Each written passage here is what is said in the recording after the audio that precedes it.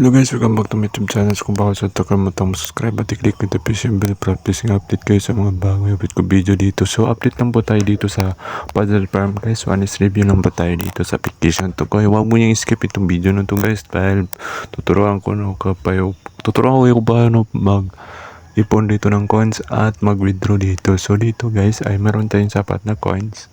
So 2.26, tuturuan ko kung paano ba mag-exchange ng coins dahil marami nagsuggest dito na guys. So dito guys, pwede tayo makapag-exchange dito ng 1.99k equivalent po ng 36 pesos. 29.9k equivalent po ng 560 pesos. 299k equivalent ng 5.7k pesos at 1M yung 20k. So dito guys, pwede tayo pwede tayo makipag-exchange dito guys ng 1.99k, 36 pesos. Yan guys, congratulations. Pasensya na kayo guys.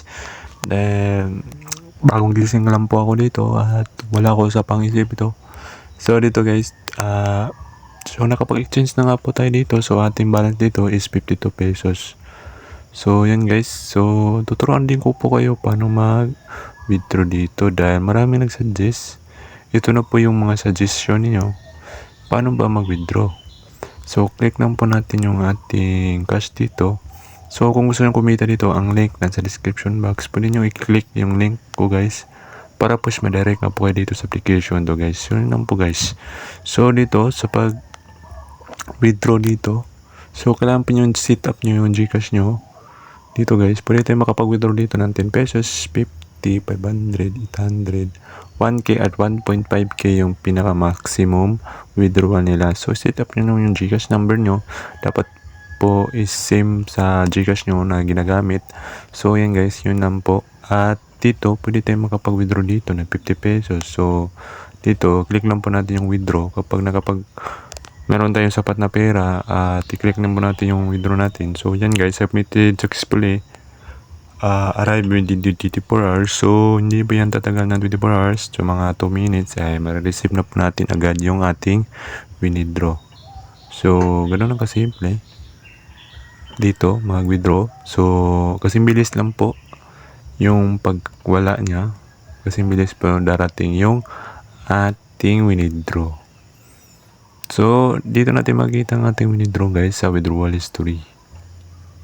So, dito, pwede tayong magkumita dito kahit wala tayong mag-delay sign in lang po tayo dito.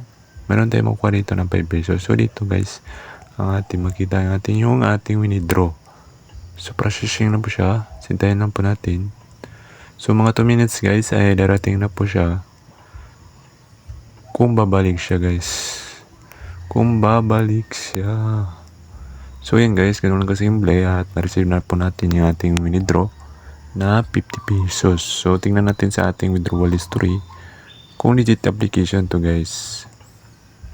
So yan guys, legit na legit guys. So hindi masayang yung oras nyo dito sa paglaro dito sa Puzzle Farm. So legit na legit pa rin.